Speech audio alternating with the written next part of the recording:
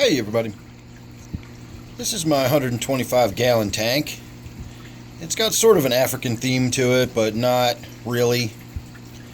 My two key fish in this tank are this Synodontis eupterus, or an African feather-finned squeaker, as they're sold under. And then my other one is my Ctenopoma Acutirostre. These are sold by the big chain pet stores as an African spotted leaf fish.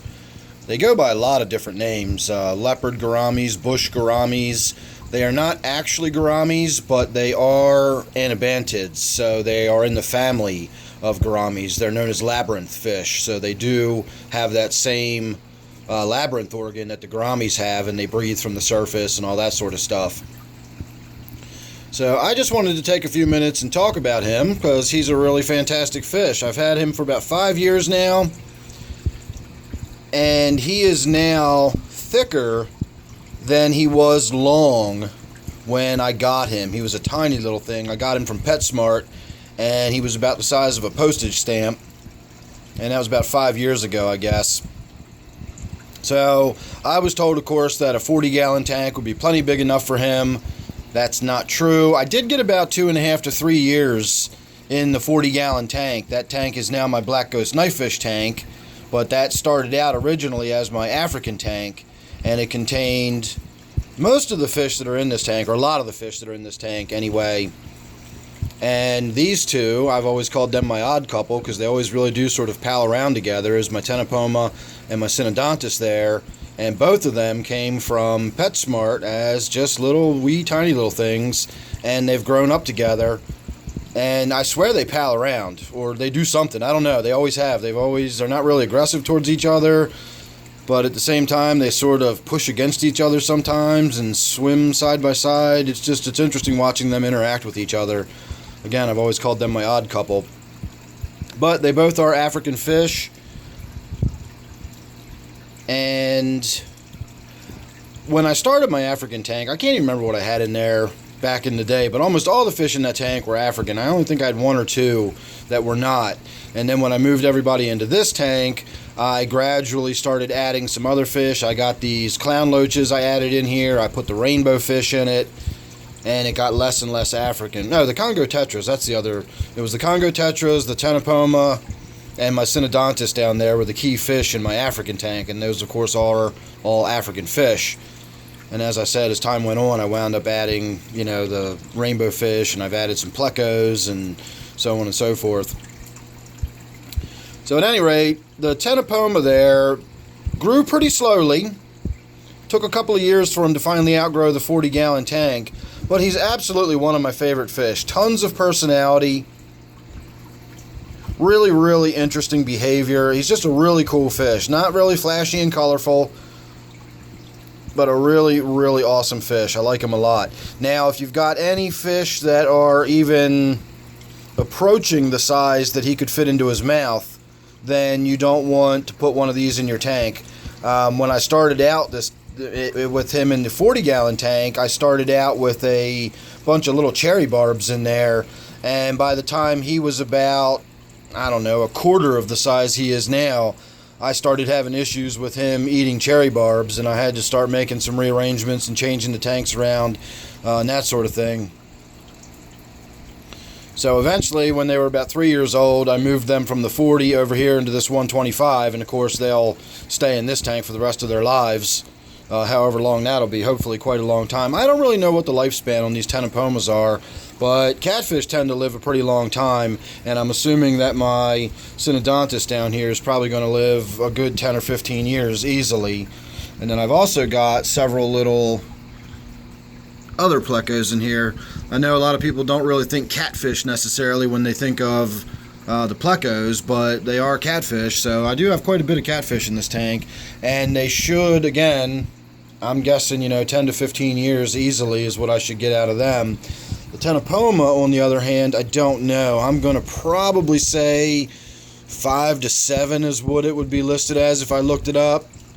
You can generally get them to live longer than that if you treat them right.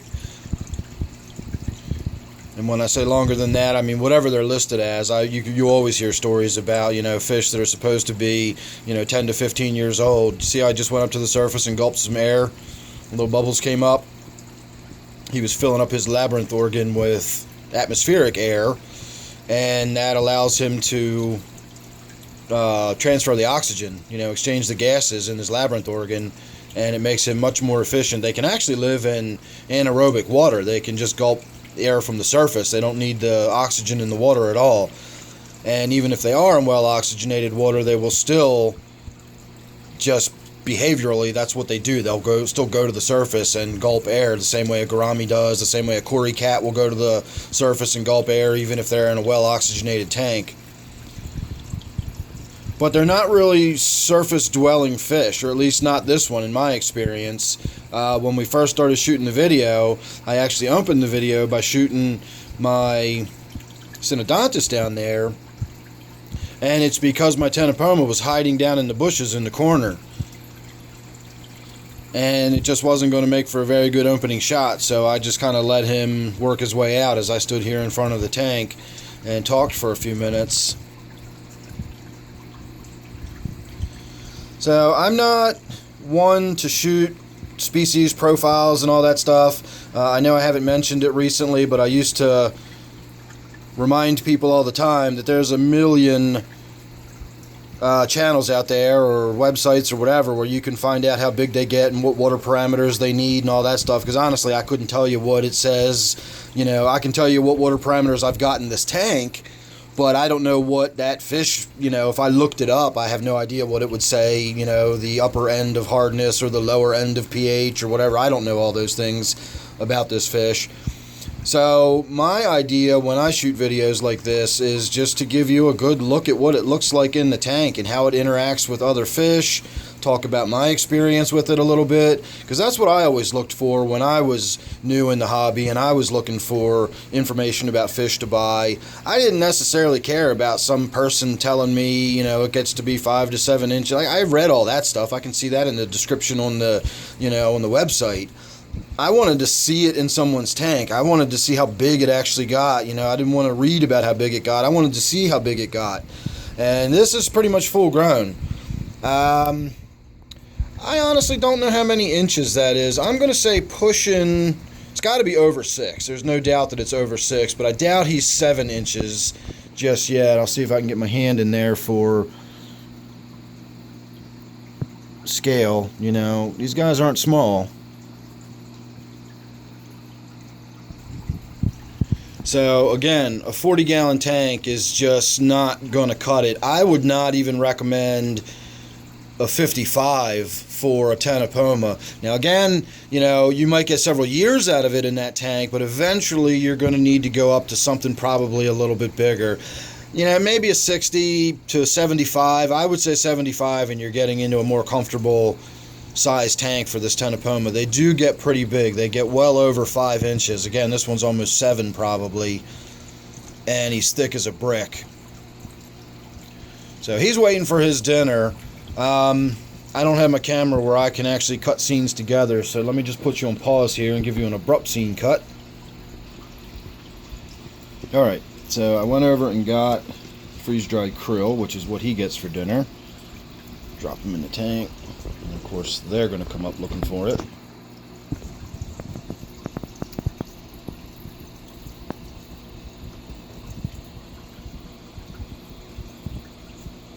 So what I normally do is put the whole krill in for him, and then off to the right here a little bit I will sprinkle some crushed up krill, and that pulls the rainbow fish and the congos and everything away and brings them over here, and allows him, who's kind of timid, believe it or not, for his beefy girth and size and everything. He actually is sort of a shy fish and doesn't really push his way to the surface when there's other fish around.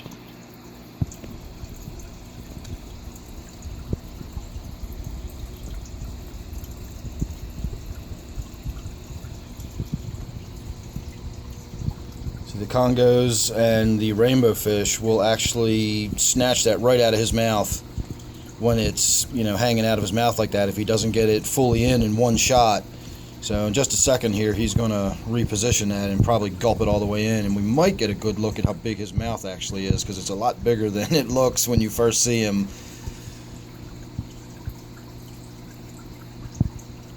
I'm not sure he knows what to do with all that.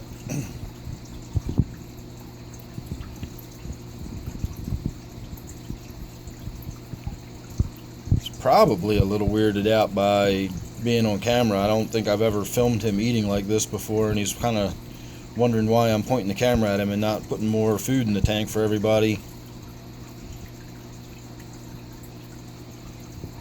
Although he is a fish, so I doubt he's actually wondering all that. So you can see the rest of everybody's still up here waiting for more dinner.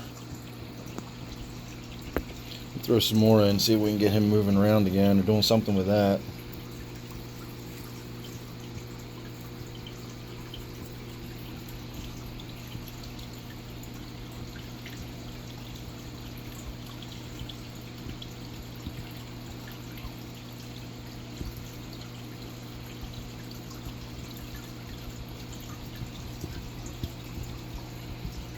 I'm really surprised he's still just got that sitting in his mouth like that. It's not even really in his mouth at all. He's just sort of got it between his lips. So if he really just opens his mouth rapidly, he's just going to suck it straight in. He might be waiting for it to soften up a little bit, because it is a whole entire krill and it's a pretty big one. Almost looks like he's trying to chew on it or something now.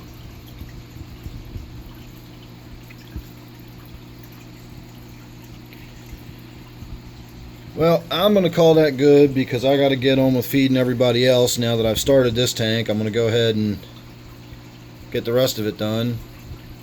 And it appears that I have an Apanageton bulb that has come loose and is free floating when I did not even know I had that one in the tank. You can see a little clown loach has got a hold of one of those krill.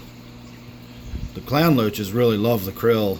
And as I've mentioned before, krill is good for any fish that have reds or oranges in them as far as color enhancing properties.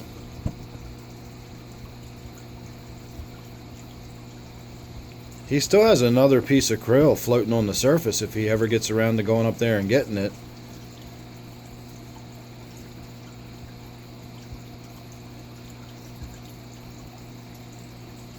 I don't know if he's going to or not. Again, I'm probably throwing him off his dinner with me standing here videoing him and talking real loud right in his face. See, the congos are already trying to come up and take it right away from him.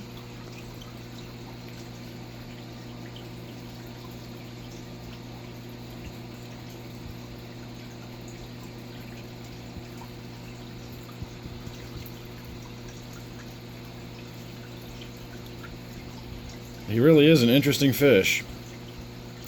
Tons of personality. And he actually seems to be fairly intelligent for a fish. He doesn't seem to be like the way these tetras are, where they just sort of swim aimlessly around.